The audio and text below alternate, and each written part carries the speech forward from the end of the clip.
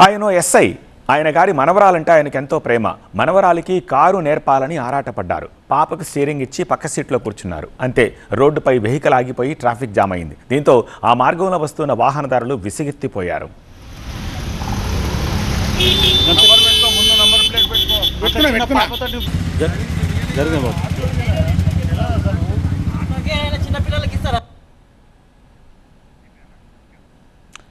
చూస్తున్నారుగా ఎస్ఐ గారి నిర్వాకం.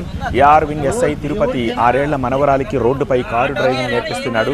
రద్దీగా ఉండే మెయిన్ రోడ్డుపై డ్రైవింగ్ ప్రాక్టీస్ చేయిస్తున్నారు. స్థానికులు నిలదీయడంతో ఎదురు దాడికి దిగారు. నా ఇష్టం, నన్ను అడగడానికి మీరెవరంటూ రుబాబు చూపించారు. రోడ్డు మీద ట్రాఫిక్ పై స్థానికులు ఏమంటున్నారు, ఎస్ఐ రియాక్షన్ ఏంటి ఇప్పుడు చూద్దాం.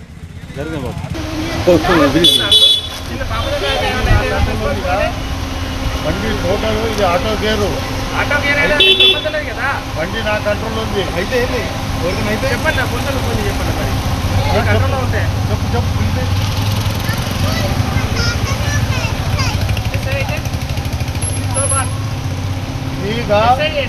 ఆటో బాబు పోలీస్ స్టేషన్ లో ఉంటాయి. ఆటో గేర్ బాబు, ఆటో గేర్ అయితే ప్రాబ్లం లేదు. టోటల్ నా కంట్రోల్ ఉంది. అది కూడా ఆటో గేర్, దానికి గేర్ లేదు. నడిపిస్తారా? నడిపారు కదా. ఆటో గేర్ రూల్స్ ఏంటి? రోడ్డు నీ సొంతం కాదు. ఇక్కడ వాళ్ళని ఇక్కడ కూర్చోబెట్టుకోవడం కొంచెం కష్టం.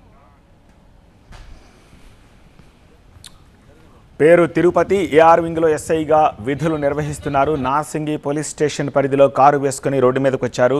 గంధంగూడ నుంచి బైరాగిగూడ వెళ్లే మార్గంలో ట్రాఫిక్ నిలిచిపోయింది. దీంతో ఆ రూట్లో వాహనదారులకు చిర్రెత్తుకొచ్చింది. రోడ్డుపై అసలు ఏం చేస్తున్నారో మీకు అర్థమవుతోందా అంటూ నిలదీశారు. కావాలంటే గ్రౌండ్లో డ్రైవింగ్ నేర్పించుకోండి అంటూ సూచించారు కూడా. Vehicle number TG07GP7450. ఈయన పనిచేసేది పోలీస్ డిపార్ట్మెంట్లో. వెహికల్పై ఎంత చలానా ఉందో తెలుసా? 4000, 4000 రూపాయల చలానా ఉంది. అంటే ఎంత పద్ధతి గల వ్యక్తో దీన్ని బట్టి అర్థమవుతోంది కదా. మైనర్లకు వాహనాలు ఇవ్వకండి, ప్రాణాల మీదకు తెచ్చుకోకండి అంటూ ప్రతిరోజు మైకుల ద్వారా తల్లిదండ్రులకు నీతులు చెప్పే పోలీసులు తమ వరకు వచ్చేసరికి చట్టాన్ని చుట్టంగా మార్చేసుకుంటున్నారని దీన్ని బట్టి తెలుస్తోంది.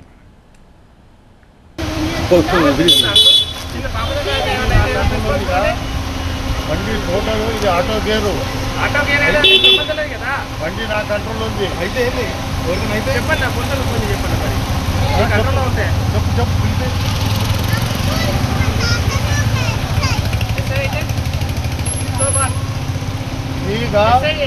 ఆటో బాబు పోలీస్ స్టేషన్ లో ఉంటాయి. ఆటో గేర్ బాబు, ఆటో గేర్ అయితే ప్రాబ్లం లేదు. టోటల్ నా కంట్రోల్ ఉంది. అది కూడా ఆటో గేర్, దానికి గేర్ లేదు. నడిపిస్తారా? నడిపారు కదా. ఆటో గేర్ రూల్స్ ఏంటి? రోడ్డు నీ సొంతం కాదు. ఇక్కడ వాళ్ళని ఇక్కడ కూర్చోబెట్టుకోవడం కొంచెం కష్టము. ఎస్ఐపై పోలీసులు కేసు నమోదు చేశారు. BNSS సెక్షన్ 125, MV యాక్ట్ 180, 184 సెక్షన్ల కింద కేసు నమోదయ్యింది.